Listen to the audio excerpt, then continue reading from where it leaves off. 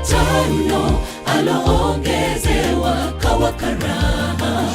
Wa mwisho wake Mfalme Hezekia, kwa kukosa kutia maanani neema iliyomzukia, mwisho wake ukawa wa kuhuzunisha.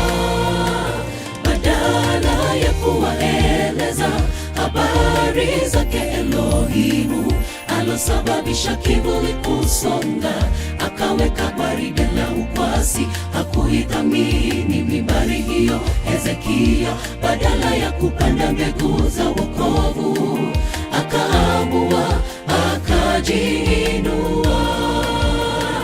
Miaka 15 aloongezewa kawa karaha.